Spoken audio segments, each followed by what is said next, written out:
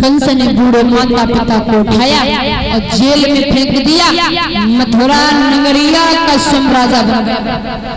जब राजा बनो है तो नई नई कानूने चलने लगी। इतना पापी है, राजा बनी हो तो तुम जानते ही हो, अत्याचार बढ़ाने लगा। महाराज अत्याचार बढ़ने लगे हैं। ध्यान रखें,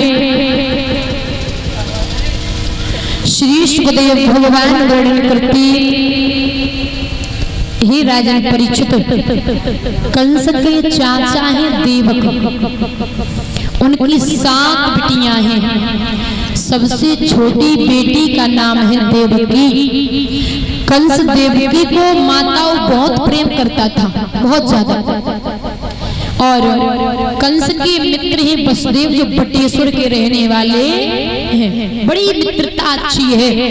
तो वसुदेव के पास गए हैं, जवाब दियो वीरन, मेरी बहन विवाह के योग्य है, मुझे शादी करना है और आपके साथ में करूंगा।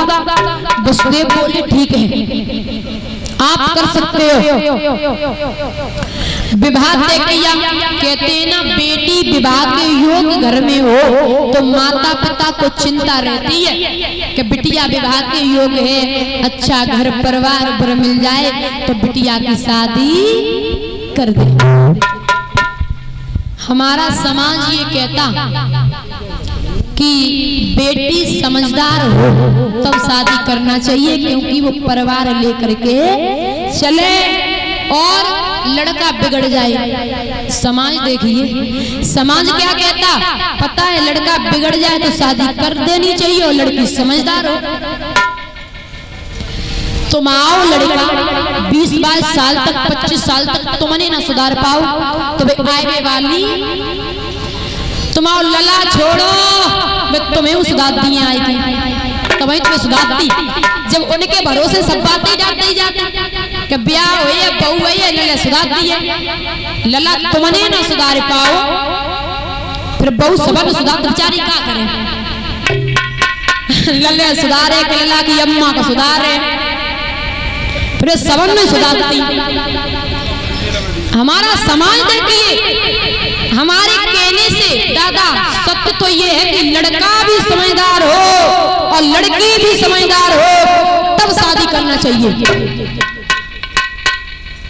फिर सासू मैया पड़ोस में जाएगा रोती, अरे बहू बेकार मिल गई। लला तो उल्टे चल रहे तो बहू का कर बेचारी। महाराज ध्यान रखें भैया, पता है ना जब शादी होवे लड़का और लड़की की कुंडली मिलाई जाती। दादा मैया कुंडली अगर हमसे पूछा जाए तो लड़का और लड़की कुंडली कबू न मिलाओ। किनकी मिलाओ? लला की अम्मा की और बहू की। लला की अम्मा की और बहू की मिलाओ। कहे लला तो बाहर रात मतलब जिम्मेदारी है, जाना पड़े, बहू के साथ इतना टाइम नहीं बिताते, लेकिन ये सासू माँ बहू के संग 24 घंटा रहती। सब्जी ऐसी बनाई गई, रोटी गोल बनाना नहीं आती और झाड़ू लगाना नहीं आता, बर्तन साफ अच्छे से नहीं कर पाती, मतलब कमी घर में निकालती है राती। तो इनकी मैया की कुंडली मिलाओ लला की अम्मा की। लला छोड़ो, पता है ना अगर हर एक सास माँ हो जाए, बहुओं से भी निवेदन है यहाँ बैठी हो कि सासू माँ को माँ समझो और सासू माँ बहू नहीं बेटी समझे तो घर वो परिवार नहीं है महाराज, वो स्वर्ग बन जाता है। उस घर में कभी दरार नहीं आती जब आप बहू समझोगे। पता है ना बहू घर पे आती उसे रोटी गोल गोल बनाना नहीं आती तो सासू माँ कहती क्या माँ ने नहीं सिखाया क्या? सासू माँ का डायलॉग है, माँ ने नहीं सिखाया क्या। अब पता है माँ के यहाँ से आ रही, कहीं कोचिंग सेंटर से आ रही, सीख पड़ेगी हैं, कोचिंग करी रोटी बनाई रहेगी। अरे आपकी बेटी है, वैसी बहू है उसे भी बेटी समझो। आपकी बेटी होती रोटी बनाना नहीं आती तो आप बेलन हाथ में पकड़ा के कहती बिटिया रोटी गोल गोल बनाया करो, सिखा। ऐसा तो है नहीं कि आप झगड़ा करती। वैसे बहू को भी बताइए बिटिया आज से बहू नहीं आप बेटी हो, रोटी गोल गोल बनाया करो। अच्छा बहू तो पराए घर से आई, बहू है और बिटिया तो अपनी है। ऐसा फर्क नहीं होना चाहिए। हमारा समाज ये कहता है अगर बेटी माता पिता के यहाँ हो तो हमारा समाज ये कहता है कि थोड़ा शऊर से चला करो, पराए घर जाना है। और बिटिया जब पराए घर में पहुंच जाए तो सासू माँ कहती जब पराए घर से आई। समाज का देखिए परिवर्तन कितना है। बेटियों ने गलती कर दी तो शोर मचा दिया, बेटा का आपके दूध के धुले हैं, बेटा क्या दूध के धुले। बेटों को भी समझाइए कि ये बहन बेटी है, इसके पीछे मत पड़ो।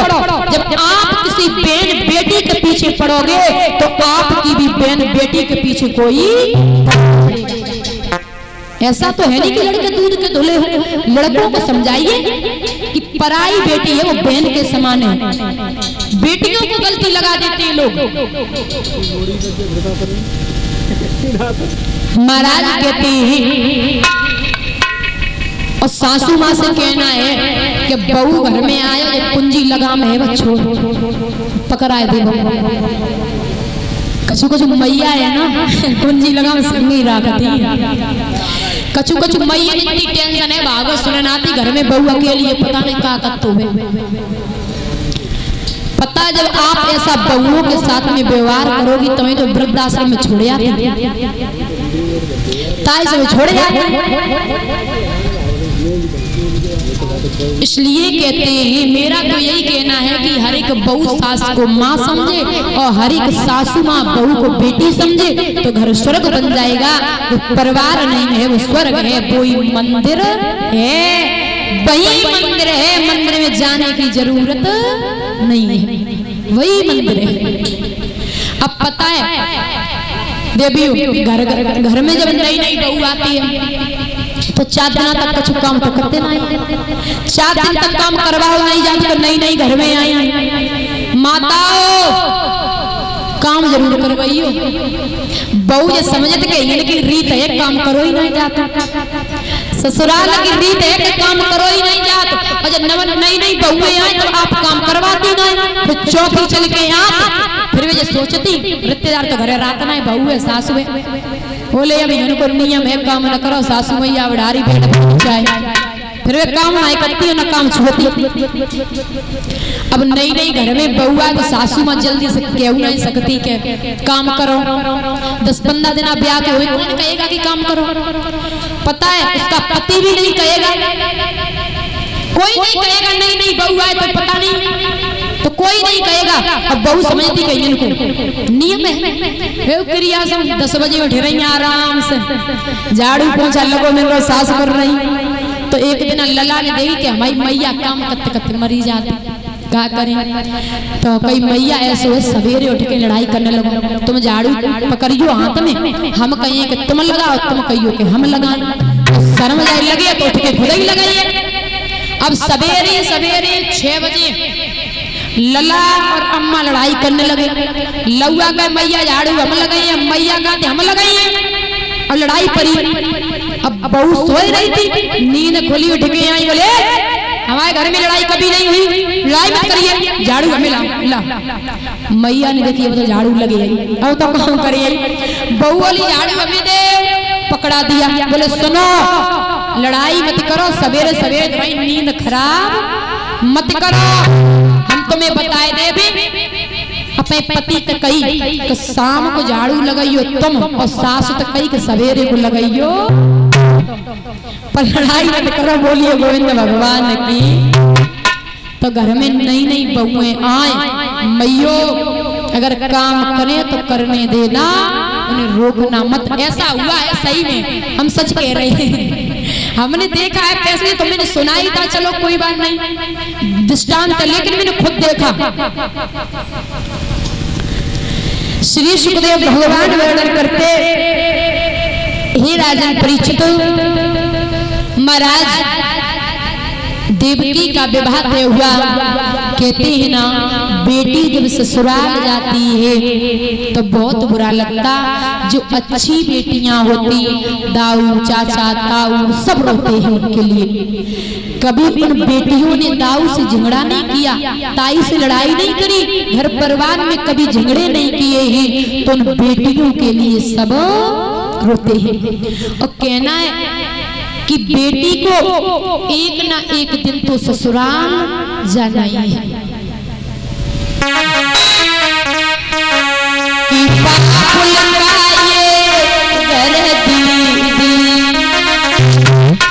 और कुछ दिन को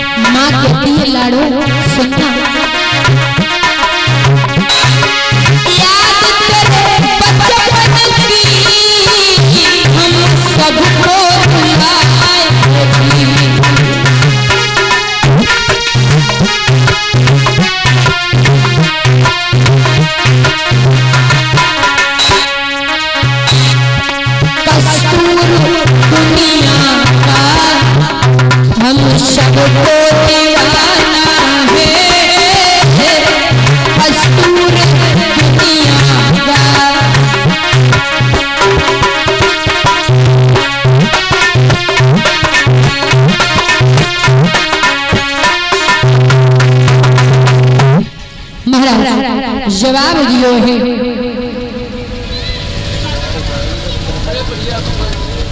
ध्यान रखें,